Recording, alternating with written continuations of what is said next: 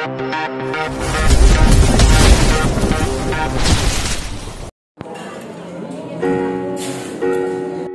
48. Hasrat sang mertua. Tolong, tolong, teriak Citra. Meminta tolong. Dia sangat syok saat Bunga tiba-tiba memukul kepala Henry. Bunga tak tahu jika Citra masih mengintip aksi dirinya. Kamu, teriak Bunga dengan mata elangnya menyeringai tajam. Tolong, tolong, ada pembunuhan, teriak Citra dengan lantang. La juga bergegas menjauh dari rumah Bunga. Sedangkan Bunga digelabakan takut ketahuan dan mengejar Citra. Citra terus berlari sambil berteriak meminta tolong. Tentu saja Bunga masih mengejar Citra selagi tidak ada orang. Saat Citra berlari ia tersandung batu, sehingga membuat dirinya jatuh. Arg! Sakit! Ringis Citra. Saat jatuh perutnya langsung tertimpa batu. Hahaha, rasain kamu, lebih baik aku kabur sebelum ada orang, batin Bunga. Gelak tawanya masih terdengar oleh Citra. Bunga sudah kabur sangat jauh. Tolong! Sakit! Tolong! Teriak Citra, ia begitu menahan rasa sakit di bagian perutnya. Benar saja beberapa detik orang-orang berdatangan membantu Citra, kini darah mengalir segar di KXX dirinya. Tolong Pak, di dalam rumah ada mantan suami saya. Ucap Citra, yang masih menahan sakit teramat sakit. Dengan cepat sebuah mobil yang mau menumpang dirinya untuk dilarikan ke rumah sakit. Beberapa jam kemudian di rumah sakit. Sabar nak, ikhlas anakmu. Ucap sang ibu. Ia merasa iba melihat anaknya baru saja keguguran. Citra mengalaminya keguguran pasca terjatuh. La merasa sakit hati sudah kehilangan buah hatinya. Ibu, aku mau pulang ke kampung saja. Aku mau membuka lembaran baru, isak tangisnya. Sang ibu langsung menganggukkan kepalanya sedangkan di ruang lain. Henry masih tak sadarkan diri. Bu Sari, Nelly dan Ambar begitu gelisah di luar ruangan tersebut. Bagaimana dok anak saya? Tanya Bu Sari. Begini Bu, anak ibu tidak apa-apa. Luka di kepalanya tidak parah, tapi dia harus rutin berobat karena anak ibu mengidap penyakit lain. Jelas sang dokter. Penyakit apa dok? Tanya Ambar, penuh penasaran. Sang dokter menarik nafasnya. Anak ibu mengidap penyakit kelamin menular seksual, bahkan ini sudah parah. Bu Sari begitu shock mendengar perkataan dokter. La terduduk lemas, air matanya mengalir. Henry, anakku. Isak tangis Bu Sari. Tidak mungkin dok. Apa dokter salah memeriksanya? Tolong periksa lagi. Pinta Ambar. Sabar, Bu. Kita tunggu Henry sadar. Nelly mencoba menenangkan ibunya. Jika Anda tidak percaya kita tunggu pasien sadar, saya permisi dulu, pamit dokter. Pasti semua ini gara-gara Citra, siapa lagi kalau bukan dia Bu, sengit Nelly. Cek, akan aku hajar dia habis-habisan di rumah nanti, timpal Ambar. 2 jam kemudian Henry sudah mulai sadar. Di mana aku? Ah, kepalaku sakit sekali, batin Henry. Ia mulai mengerjap matanya. Kamu sudah sadar Hen? Ucap Nelly, ia yang pertama melihat adiknya membuka mata. Bu Sari dan Ambar langsung mendekati Henry. Ibu, kakak, lirih Henry. Entah mengapa air matanya mengalir. Jangan menangis lagi nak. Ucap Bu Sari. Iya, Hen. Pulihkan dirimu, istirahatlah. Pinta Ambar. Bu, kak. Aku minta tolong. Lirih Henry. Minta tolong apa Hen? Pasti akan kami kabulkan. Jawab Nelly. Aku ingin Ayunda, tolong aku ingin bertemu dengan dirinya, ucap Henry. Untuk apa lagi kamu mencari dia Hen? Kami ini keluarga kamu loh, ujar Nelly. Iya, untuk apa kamu mencari dirinya? Lihat kamu seperti ini hanya ada kami bukan dia. Timpal Ambar, ia begitu kesal kepada adiknya. Nyata-nyata mereka yang menemani di rumah sakit namun yang dicari hanya mantan istrinya. Tak usah lagi kita berurusan dengan Ayunda. Dia mau menikah Hen, tanpa memperdulikan keadaan kamu. Decak Ambar. Dia gak tahu karena kalian gak bilang aku di rumah sakit kan? Tanya Henry. Justru itu kami menyembunyikan semua kejadian ini. Apa benar kamu mengidap penyakit kelamin menular itu Hen? Tanya Ambar. Ia sudah penasaran apa jawaban Henry. Iya, aku mengidap penyakit menjijikkan itu, jawab Henry. Astagfirullah. Henry, kenapa kamu seperti ini nak? Apa karena Citra? Tanya sang ibu. Bukan Bu. Citra, tidak bersalah. Tapi Bunga, yang bersalah. Bahkan Bunga, juga memukul kepalaku. Mendengar pernyataan Henry, bagaikan disambar petir di hidup Bu Sari, bagaimana orang-orang nanti menilai keluarganya terutama Henry. Siapa Bunga? Itu Hen. Tanya Nelly. Dia selingkuhan aku, Kak. Citra, sudah aku talak. Saat dia memergoki aku berselingkuh dan ia juga mengetahui penyakit menjijikkan ini, lirih Henry. Nelly, terdiam membisu. Ia juga terduduk lemas, mendengar perkataan adiknya. Maafkan aku Bu, Kak. Sekali lagi aku minta maaf, Isak Henry. Ia merasa bersalah saat mengingat kejadian yang baru saja tertimpa. Tunggu pembalasan aku Bunga, batin Henry. Ia sangat marah kepada Bunga. Tolong Bu, Kak. Aku ingin bertemu dengan Ayunda, aku sangat merindukannya. Pintanya lagi. Sudah cukup Hen, untuk apa lagi kamu mencari dia, tak puaskah harga dirimu diinjak-injaknya? Apalagi dengan cemoohan orang sekitar, jujur saja aku membencinya. Seakan-akan dia tak peduli lagi dengan kita, mentang-mentang dia sudah sukses sekarang. Ucap Ambar. Besok Ayunda akan menikah nak. Tak mungkin dia mau ke sini, ibu tidak mau dipermalukan. Sahut Bu Sari. Biar aku saja Bu, aku membuat rencana. Siapa tahu pernikahan Ayunda gagal. Senyum smirk licik Nelly. Aku punya rencana Bu, tolong panggilkan Ayunda. Merek pun saling melirik satu sama lain. Nelly, yang paham maksud sang adik. Ia langsung pergi niat untuk menemui Ayunda. Saat ini Ayunda tengah berbahagia bersama ibu-ibu di sekitarnya. Tak berselang lama Nelly sudah sampai di pekarangan rumah Ayunda. Terlihat jelas dengan hiasan dinding rumahnya.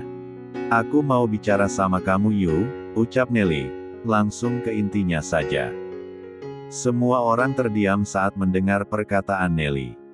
Mau bicara apa Nel? Aku akan mendengarnya, jawab Ayunda. Henry, kecelakaan. Sekarang dia dirawat di rumah sakit XX, kata Nelly, membuat orang di sekitar tercengang.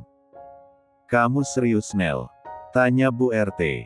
Terus Henry, kecelakaan apa? Tanya ibu yang lainnya. Jangan sampai ini hanya alibimu Nel. Ucap Bu Sumi. Pertanyaan kalian itu tidak penting, aku hanya minta kemurahan hati Ayunda. Aku mohon kamu temuilah Henry, siapa tahu ini kata terakhirnya, lirih Nelly. Astagfirullah, Nelly. Kamu tidak boleh berkata seperti itu sama saudaramu sendiri. Tegur Bu RT. Aku bicara apa adanya Bu RT. Terserah kamu Yu mau menemui Henry, atau tidak. Aku harap kamu jangan menyesal nantinya. Tegas Nelly. Apa aku harus ikuti apa perkataan Nelly? Aku takutnya ini hanya alibinya saja. Tapi ada juga rasa penasaran aku, batin Ayunda. Oke, aku kabulkan permintaan terakhir adikmu. Ayo, kita ke sana, kata Ayunda. Membuat hati Nelly tertawa. Ayo, jangan Yu, nanti takutnya ada masalah, apalagi kamu besok nikah. Pamali Yu. Gak apa-apa Bu, kita ikuti maunya. Aku yakin ada apa-apanya, bisik Ayunda, kepada Bu Sumi. Aku ikut denganmu, takutnya ini ada apa-apa, Bu RT, memancing matanya ke arah Nelly. Sial, kenapa dia malah ikut, batin Nelly. Baiklah, kalau udah selesai kami langsung pulang. Ucap Ayunda. Ingat Yu. Kalau Henry, malah ngelunjak jangan mau ya, pinta Bu Lela. Tenang Bu, aku bisa mengatasi semuanya, ucap Ayunda, ia tersenyum. Ayunda, Bu RT dan Nelly, langsung pergi menuju rumah sakit di mana Henry dirawat. Bab 49. Aku pergi dulu ke rumah sakit, menemui mantan suamiku kecelakaan. Dia ingin bertemu denganku, kata Ayunda. Zensei mengepalkan tangannya saat membaca pesan dari calon istrinya. Bisa-bisanya besok dia menikah namun hari ini menemui mantan suaminya di rumah sakit. Perang. Zensei melempar sebuah vas bunga hingga pecah berkeping-keping. Sial, apa dia masih mencintai mantan suaminya? Zensei mengumpat dirinya. Come on. Sabarlah Zen, siapa tahu itu hanya kata-kata terakhir untuk mantan suami sebelum mati, ucap Regan. Percayalah Ayunda, tidak mungkin mencintai mantan suaminya yang jauh darimu. Timpal Farhan. Yah, saat ini Regan, Farhan, Hans, Kevin, Bimo dan Alex. Mereka tengah berkumpul di mandi Zensei. Katanya Zensei, tengah dipingit dan harus memenuhi keinginan teman-temannya katanya untuk melepas masa lajangnya. Cinta itu buta, timpal Kevin, juga. Percuma banyak harta kalau sudah cinta. Taipun rasa pizza, sahut Alex, yang terkekeh. Mau kemana kamu Zen? Jangan harap kamu melewati selangkah dari rumah ini menemui Ayunda. Kamu itu sedang dipingit. Cegah Hans. Minggir, bentak Zensei, menatap tajam ke arah Hans. Weh, yakin mau pergi? Ingat ya Zensei, sebelum sampai di hadapan Ayunda. Malam pertama aku suruh Vivian dan Melissa menyembunyikan Ayunda. Puasa kamu. Decak Regan. Aku juga punya nomor ponselnya para ibu-ibu rempong sohibnya Ayunda, aku yakin mereka mau bekerja sama, ujar Farhan. Bakalan gak buka sarung tuh burung kamu Zen. Kata Bimo. Ayolah, Zen. Aku yakin Ayunda tidak akan berpaling dari pria brengsek itu. Percaya saja, ucap Hans. Mendengar perkataan temannya Zensei, memelas duduk di samping Bimo. Ia juga mengusap wajahnya dengan kasar. Aku punya hiburan nih buat kalian-kalian, Farhan, aku bisikin.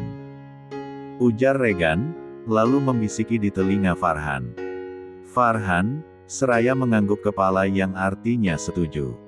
Sedangkan yang lainnya hanya saling pandang dan mengangkat bahu. Terlihat Regan dan Farhan, cekikikan tertawarnya. Lempar bantal di pangkuanmu Hans, pinta Farhan. Buat apa? Ganggu aja. Sungutnya. Makanya kalau peluk itu perempuan jangan bantal. Dasar jomblo. Sahut Regan. Eleh. Aku ada kok pacar. Alibi Hans, padahal dia benar-benar jomblo. Percuma punya pacar gak dinikahin. Sahut Alex. Emang kamu punya Lex? Tanya Bimo. Lah, aku jomblo, hehehe. Jawabnya. Ejek Bimo dan Hans. Hans langsung melempar bantal ke arah Farhan. Bim, duduk sebelah Zensei. Aku mau tebar aksi ini sama Regan. Pinta Farhan. Membaringkan tubuhnya, ngapain sih? Tanya Kevin. Lihat aja drama kami. Kekeh Regan. Farhan, sekarang berbaring di sofa panjang. Sedangkan Regan, di dekat pintu terlihat mengembas rambutnya. Kakanda. Teriak Regan dengan berlari centilnya, seakan-akan dia adalah Ayunda, menemui Henry. Dengan gaya ala-ala perempuan lebay akut. Ayunda. Teriak Farhan, yang merentangkan tangannya menyambut kedatangan mantan istrinya. Regan dan Farhan, meragakan seperti apa pertemuan Ayunda dan Henry. Di rumah sakit tersebut. Kakanda, Kenapa kamu seperti ini? Huh. Uh. Regan juga bersuara aneh dan sambil menangis. Hanya akting saja. Zensei, Bimo, Alex, Kevin dan Hans melongo melihat apa yang dilakukan oleh Regan dan Farhan. Aku kecelakaan Ayunda. Karena aku ingin menemuimu, ini adalah kata-kata terakhirku. Apa kamu bisa mengabulkannya Ayundaku? Ucap Farhan. Au, kakandaku. Apapun yang kamu mau. Pasti Ayunda. Kabulkan. Regan dan Farhan mereka saling memegang tangan seperti sepasang kekasih. Aku mencintaimu Ayunda. Maukah kamu menjadi istriku lagi? Aku mohon Ayunda. Ini adalah permintaan terakhir. Banget sih kalian itu, ujar Alex, dengan gaya centilnya. Kakandaku. Sebenarnya aku juga masih mencintaimu. Kau tahu jika calon suamiku itu. Dia hanya memaksa aku. Kakanda. Aku mau balikan denganmu. Ujar Regan, dengan suara perempuan palsu. Sedangkan yang lainnya hanya cekikikan tertawa melihat drama yang mereka buat. Apa-apaan kalian Mana mungkin Ayunda seperti itu, bentak Zensei. Mencegah aksi mereka, pikiran Zensei saat ini sudah kemana-mana. Regan dan Farhan menghentikan aksinya. Becanda Zensei, gak lucu deh. Ujar Regan. Plok, plok, plok. Bimo dan Hans bertepuk tangan. Lucu, dari mana sih kalian dapat ide seperti itu? Apalagi kamu Regan, cocok banget jadi perempuan jadi-jadian. Kekeh Kevin. Aku dukung, jawab Zensei, dengan singkat. Sudah. Kasian mempelai prianya jadi melau. Kau yakin otak Zensei berkeliaran bagaimana pertemuan dengan mantan suaminya mungkin saja di drama tadi beneran, ejek Alex. Daripada mikir gak jelas, mending kamu masak bos. Kami semua lapar belum makan siang, ucap Hans. Nasi goreng enak nih. Timpal Alex. Dikasih sosis, ayam, teror ceplok juga enak. Sahut Farhan. Udah lama juga gak ngerasain masakan bos. Kekeh Hans. Zensei pun beranjak pergi dari tempat duduknya. Mau kemana kamu Zen? Cegah Regan. Bukankah kalian mau aku buatkan nasi goreng Jawab tegas Zensei. Kira kamu kemana? Kekeh Regan. Zensei pun melanjutkan langkahnya menuju dapur namun teman-temannya menyusul dari belakang. Ngapain kalian kesini juga, kurang kerjaan? Tanya Zensei. Wui santai bos. Kamu itu harus diawasi 24 jam, siapa tahu aja tuh makanan kamu taruh obat tidur dan kami ketiduran terus kamu menemui Ayunda, tebak Farhan. Cek. Itu hanya pikiran kalian yang labil, Zensei menyungging senyum kecilnya. Saat ini Zensei tengah disibukkan dengan alat tempur dapur. Sesuai permintaan temannya. Emang beda ya? Orang tampan lagi masak walaupun gak mandi, rambut acak-acakan tetap tampan. Pesonanya beda gitu, gak kayak bapak aku. Kevin melihat Zensei yang sedang memasak. Emang kamu gak mandi Zen? Tanya Regan. Dengan cepat Zensei mengangguk kepala. Jorok banget, udah jam berapa gak mandi? Timpal Bimo. Biar besok jadi pengantin jelek tuh. Kita kan gak pernah lihat muka Zensei jelek. Ujar Farhan.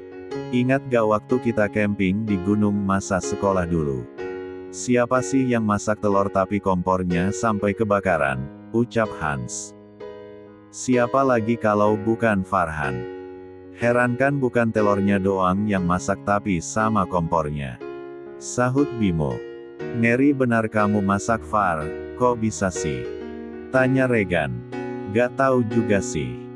Tiba-tiba ikut kebakar, aku aja kaget malah minta tolong sama kalian, teriak-teriak gak jelas. Jawab Farhan. Untung di hutan, kalau di rumah abis kebakaran semua. Bakalan dihapus kamu di kakak dan tidak mendapatkan harta warisan. Ucap Zensei. Bilangin sama Melissa, jangan sampai Farhan disuruh masak. Takutnya malah jadi bencana, ahahaha. Gelak tawa Kevin. Apaan sih, itu hanya kesialan aku doang lah. Bisa saja kompornya sensitif makanya bakar diri sendiri, ujar Farhan. Yang lainnya hanya cekikikan saja. Mereka menunggu di meja makan sambil menatap aksi Zensei, sedang memasak nasi goreng. Harum masakannya tercium di hidung mereka. Zensei, juga ahli dalam memasak bukan bisnis saja.